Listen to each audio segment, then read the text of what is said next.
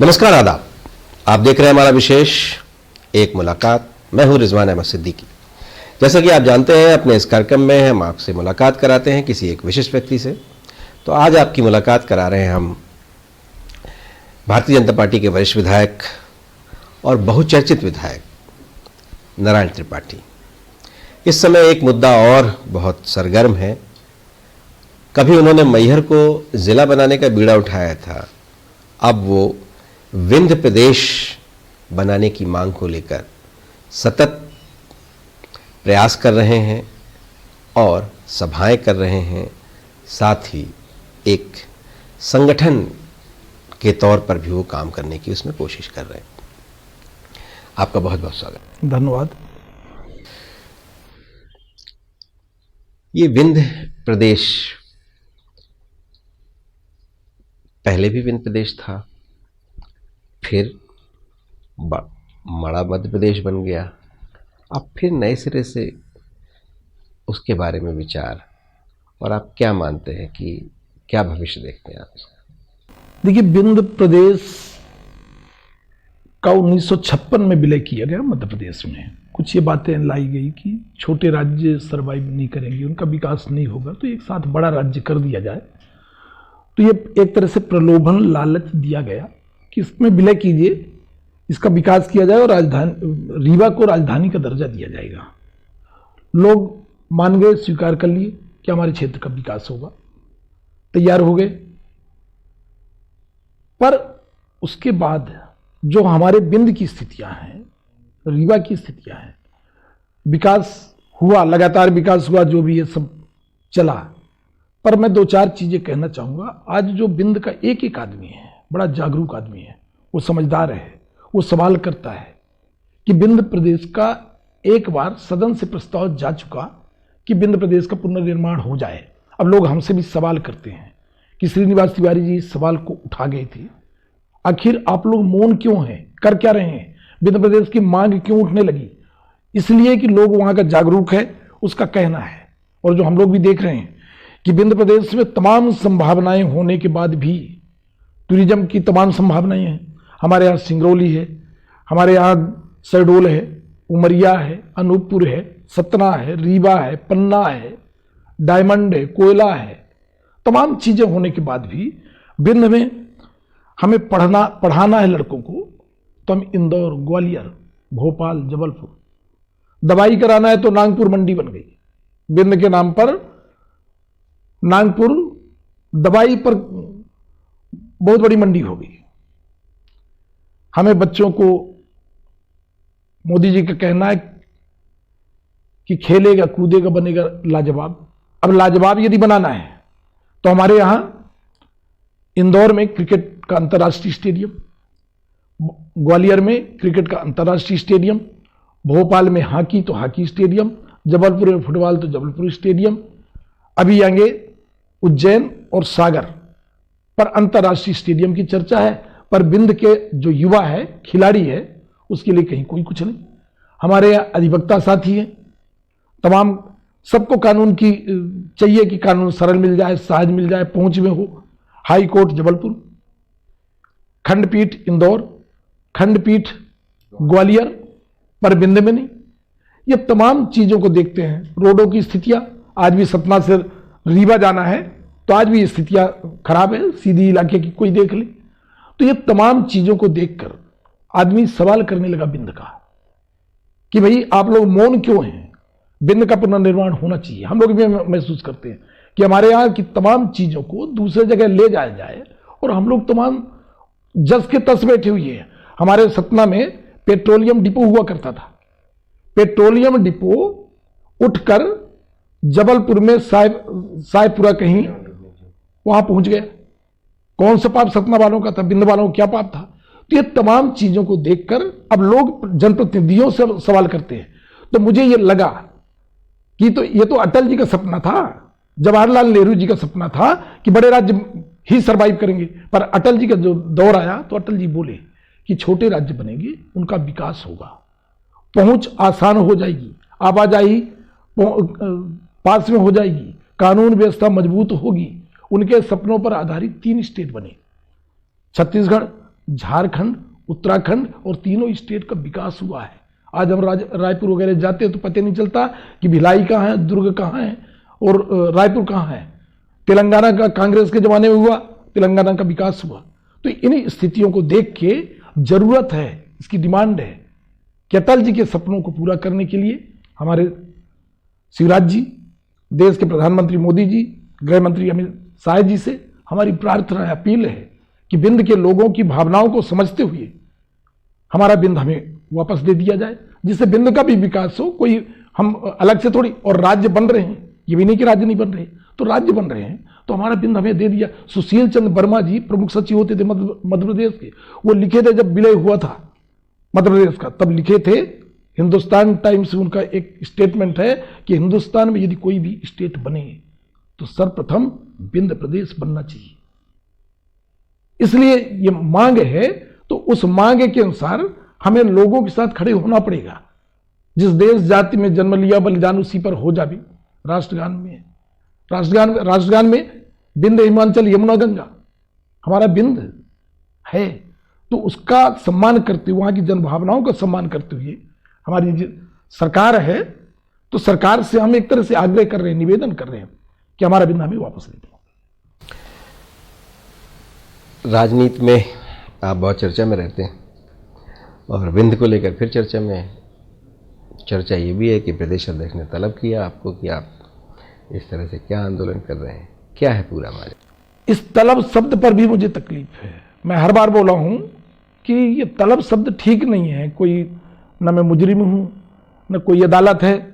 मैं तब भी निवेदन किया तो कोई बुला सकते हैं। प्रदेश अध्यक्ष जी मुझे बुलाए थे, सम्मान के साथ मेरी उनकी चर्चा हुई, उससे कुछ चर्चाओं पर मैं उनसे बात भी किया। अब अंदर की बात को कौन क्या जानेगा। तलब किए, लगाई गई फटकार, हो सकती है कार्रवाई, तो ये तीनों शब्द मुझे बहुत चुभे।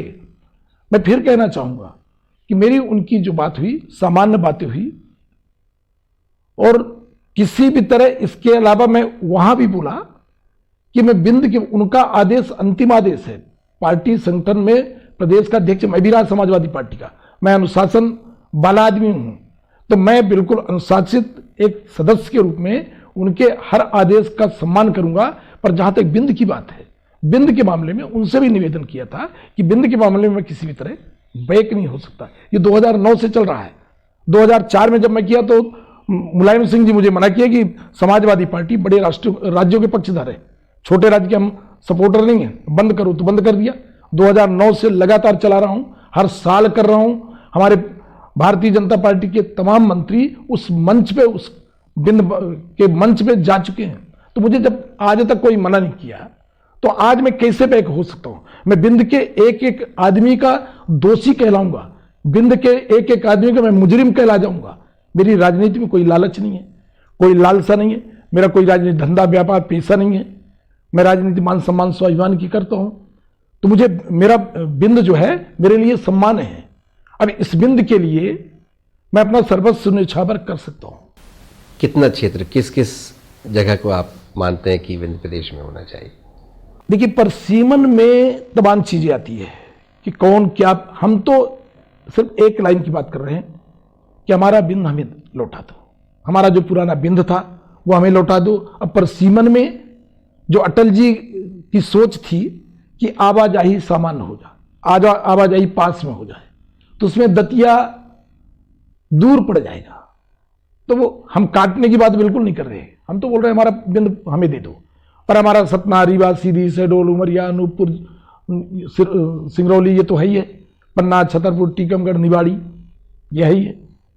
कटनी, बिजरावगढ़, ये जुड़ता है परसीमन में, तो स्वागत है। हम तो चाहते हैं कि ये सब जुड़े और एक तरह से व्यवस्थित बिंद प्रदेश बने। और बिंद प्रदेश, 4 भाई यदि हैं, 4 भाई में एक भाई कमा रहा है, 3 भाई आराम से बैठे। पर यदि चारों को अलग अलग कर दिया जाए तो चारों भाई अपने आप को स्थापित करने के लिए, घर परिवार चलाने के लिए, चारों भाई अपनी पूरी ताकत के साथ, ईमानदारी के साथ काम करेंगे और चारों भाई समृद्ध हो जाएंगे। तो छोटे स्टेट ही इस दौरान समृद्धशाली स्टेट बन सकते हैं। ये हमारे सामने 4 स्टेट के प्रमाण है।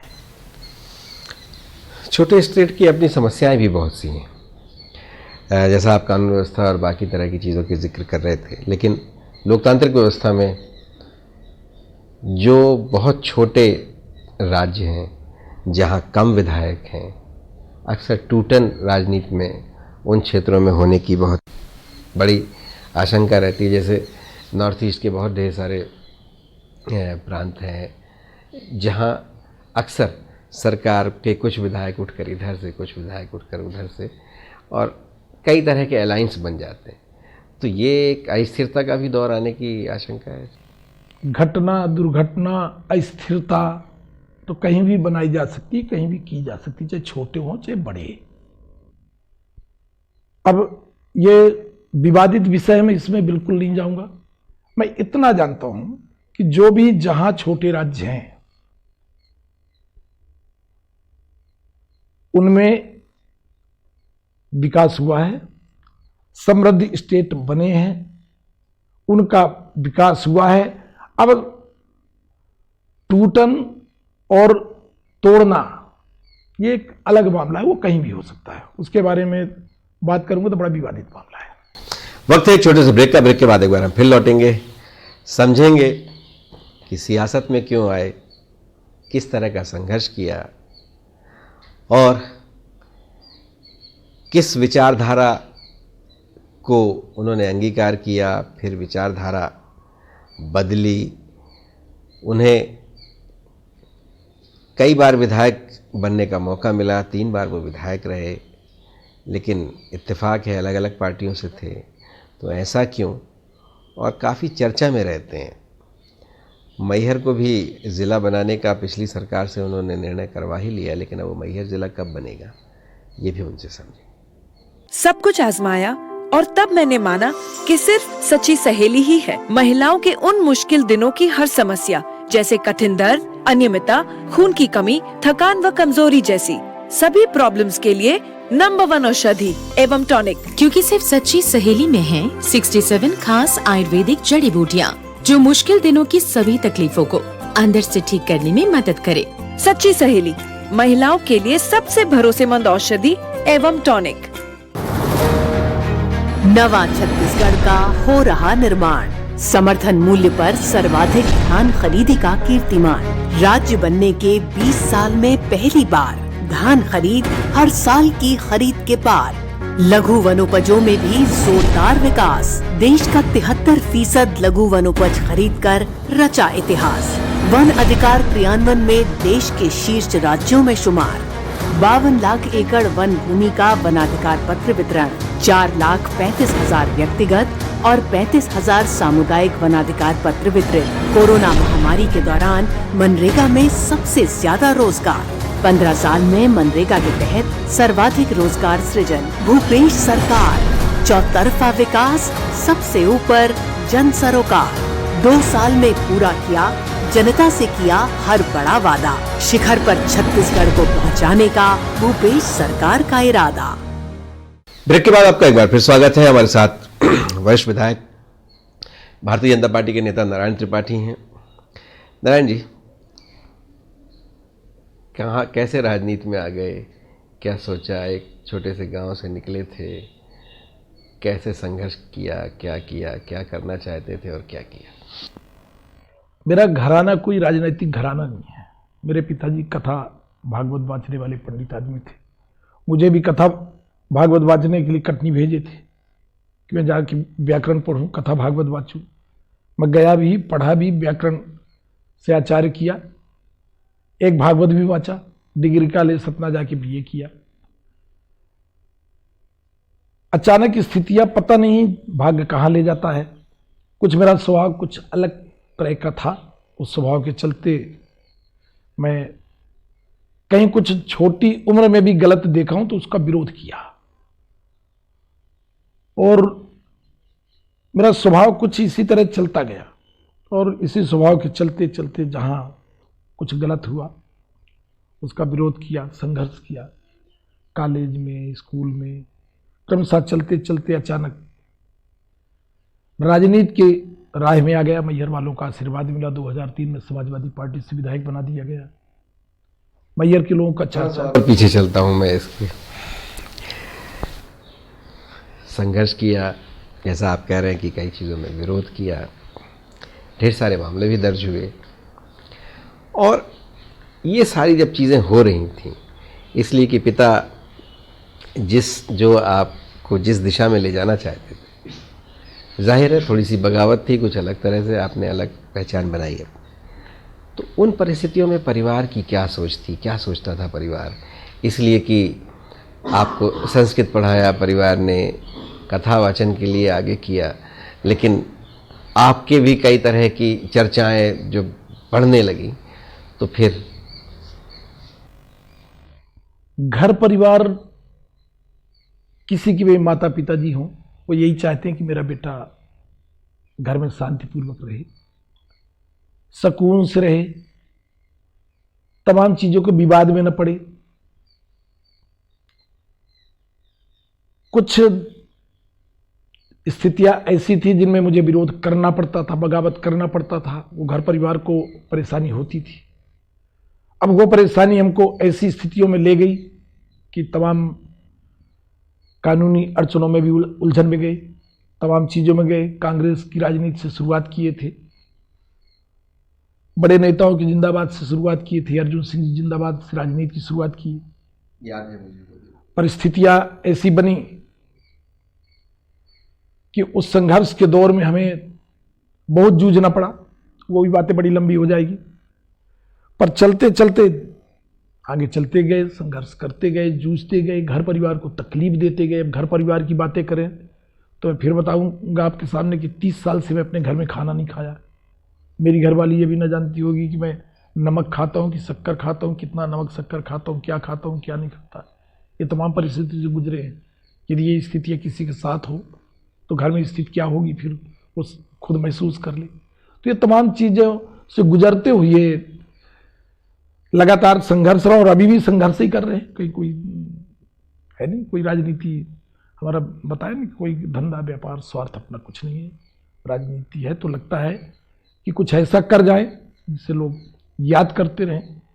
मैं बहुत पहले भी सोचा करता था कि हम तमाम जयंतियाँ मनाते हैं, जयंतियों में भी भाषण देने को मिला करता था, तो हमको भी लगा करता था कि जयंतियाँ क्यों लोग मनाते हैं, हम उनको याद करें, महापुरुषों को, उनसे सीख लें कि वो क्या किए, किस तरह किए। तो हमको भी लगा करता है कुछ ऐसा कर जाए कि लोग कम से कम याद करते रहें। बिंद की लड़ाई में इसलिए चालू किया, यदि मेरे जैसा आदमी बिंद के मामले में मौन हो गया तो इतिहास जो भविष्य हमारा का जो भविष्य का युवा आएगा वो तमाम लोगों को गाली देते देते हमें भी गाली देगा कि नारायण त्रिपाठी किया क्या बिंद के लिए। तो इसलिए मैं तय किया कि मुझे अब बिंद के लिए करना है जो काम करना। कांग्रेस से चुनाव लड़ना था, उसका प्रयास भी कर रहे थे, अचानक समाजवादी पार्टी से चुनाव लड़े। कांग्रेस की राजनीति से ही शुरुआत की थी। वैसे तो मेरी राजनीति रघु ठाकुर जी के साथ, हम लोग हिंद मजदूर किसान पंचायत का जिलाध्यक्ष बना मैं, दादा सुखेंद्र जी के साथ हम उस समय उनके लोकसभा पे काम किए। उस समय दल भी नहीं जानते थे हम लोग, मजा आता था राजनीति करने में। तो वही राजनीति में लगे रहते थे, रैली होती थी तो कंपटीशन करने में मजा आता था कि बड़ी से बड़ी रैली करें, बेहतर रैली करें। तो ये इसमें आनंद आया करता था। वो कम चलते चलाते ऐसा बताए घटनाएं घटी कि कांग्रेस हमें छोड़ना पड़ा। कांग्रेस छोड़े तो जब समाजवादी पार्टी में गए 2000 में, तो लोग सवाल करते रहे कौन समाजवादी पार्टी है, चंद्रशेखर जी की है, मुलायम सिंह जी की। तब बताइए मुलायम सिंह जी की है। समाजवादी पार्टी में 2000 में आया। 2000 में मैं यूथ विंग का स्टेट प्रेसिडेंट बना, संघर्ष किया, फील्ड में काम किया। 2003 में समाजवादी पार्टी से एमएलए बना। इसके उस समय 7 एमएलए हुए। फिर by election Kishore Samrite Lanji 8 MLA हुए हम लोग।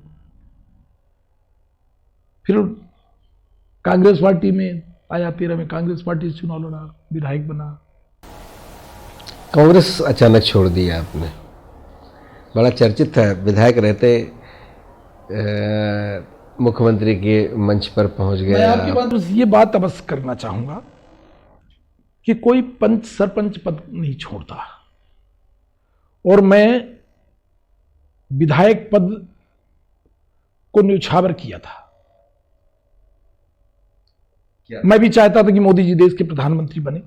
हमारे भी मन में था, उनके कार्यशैली को देखा, उनके अंदाज को देखा। आज भी मैं दिल से चाहता हूं कि हे ऊपर वाले भगवान, मोदी जी को प्रधानमंत्री बना के रखना, हम दिल से चाहते हैं। उस दौरान मुझे लगा कि मुझे मोदी जी के लिए करना चाहिए। सतना सीट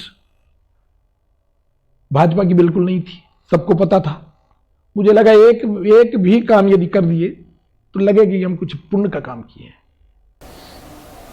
उससे 4 दिन के अंदर, उससे 3 दिन पहले जब मेरी आपकी चर्चा हुई थी तो आपका अनुमान भी यही था कि अजय सिंह राहुल वहां चुनाव। बिल्कुल एक तरफा सब कुछ था। कुछ स्थितियां ऐसी घटी, किसी का भाग्य साथ देता है और किसी का भाग्य खराब होता है। तो किसी का भाग्य खराब था, कुछ स्थितियां घट गई। तो उसमें हमारे लिए सबसे पहले मान सम्मान स्वाभिमान, उन्हीं बातों को ध्यान में रखते हुए मन में था कि मोदी जी देश के प्रधानमंत्री बने, तो लगा कि मुझे ये पुण्य का काम करना चाहिए।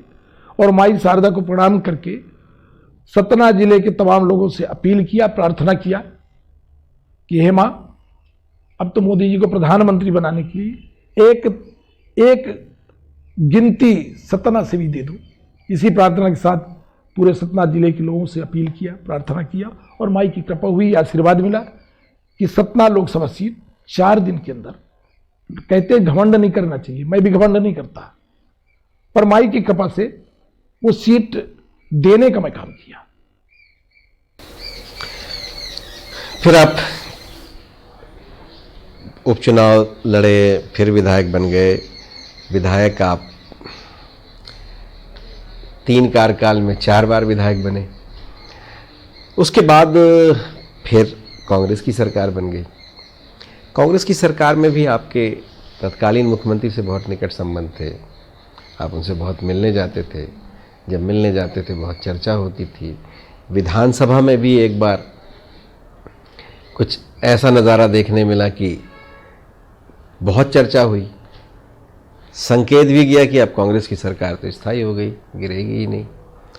लेकिन फिर चीज़ें बदली, तब्दीली हुई। मैहर इसी बीच ज़िला भी घोषित हुआ। तो ये सब क्या था? आज संबंध और रिश्ते कभी खत्म नहीं होते। कमलनाथ जी से मेरे बहुत पुराने संबंध थे, मैं कांग्रेस पार्टी में था तो मेरे रिश्ते बेहतर रहे।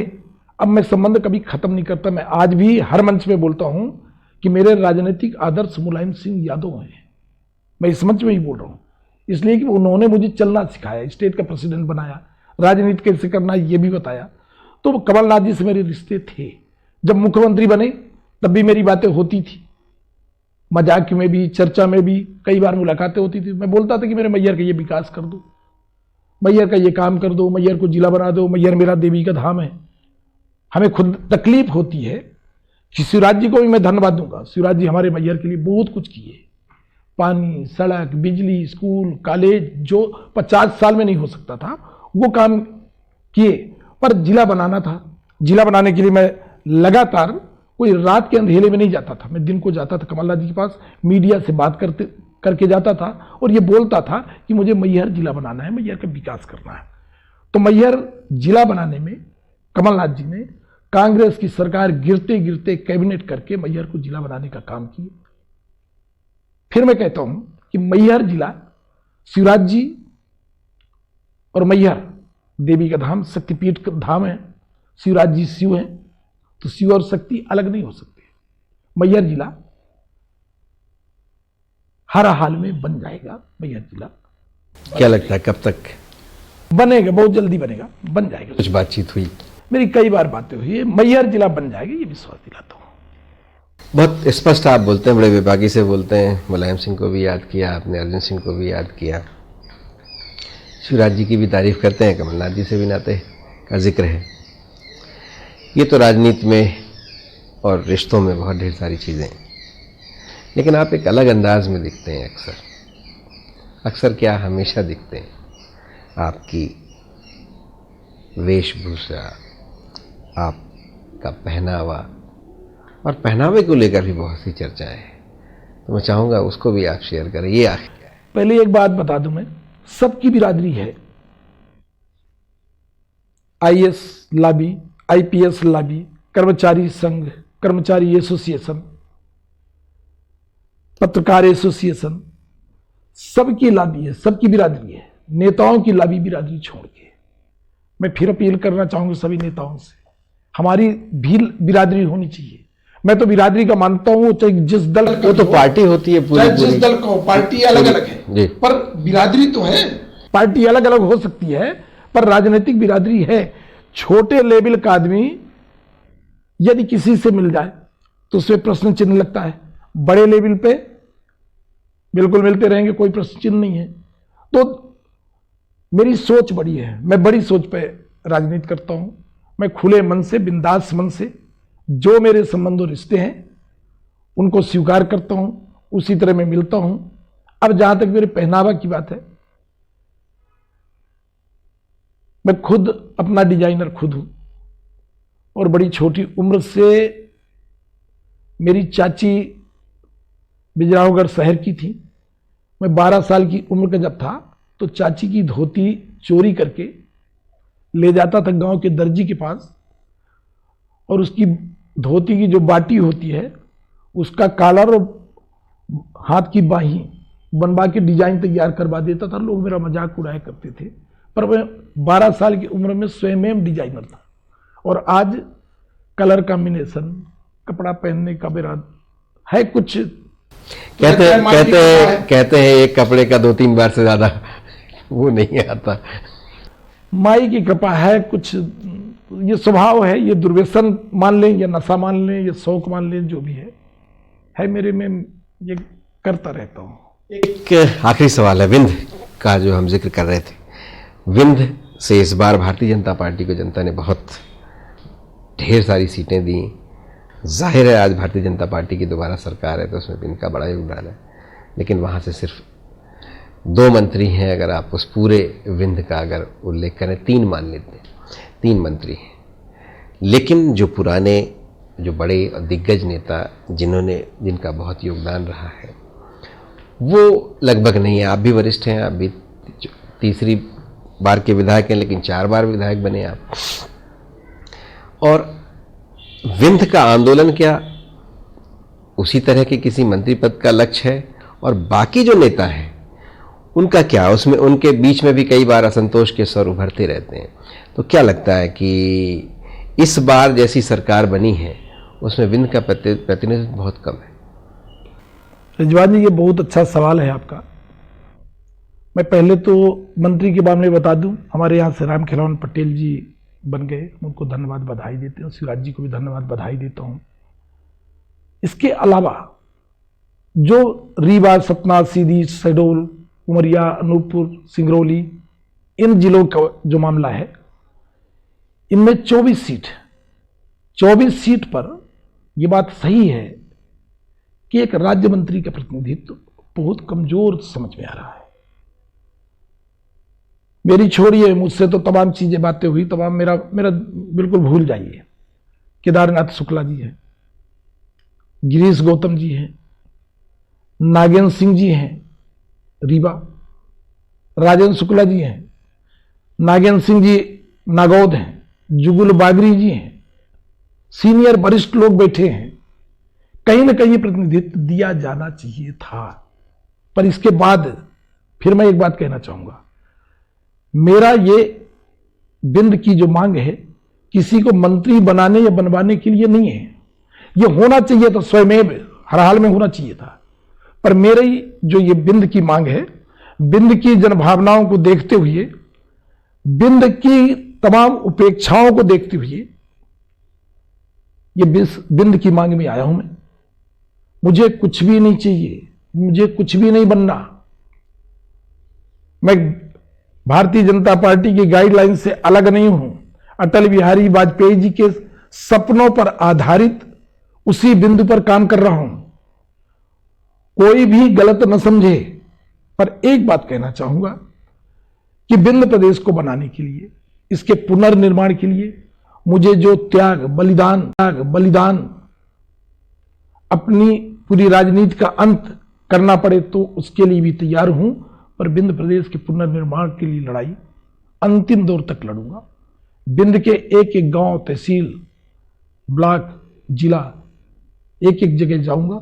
स्कूल, कॉलेज, वहां के कवि, वहां के पत्रकार, वहां के साहित्यकार, वहां के कलमकार, वहां का युवा, छात्र, एक एक के बीच में जाकर जन समर्थन इकट्ठा करूंगा, लोगों को जागरूक करूंगा और इस लड़ाई को राजधानी भोपाल, हिंदुस्तान की राजधानी दिल्ली, दोनों जगह तक ले जाकर प्रधानमंत्री जी और अमित शाह जी दोनों के सामने इस बात को रखूंगा कि अटल जी के सपनों को पूरा करते हुए हमारे बिंद को पुनः हमें दीजिए। धन्यवाद, आपने समय दिया।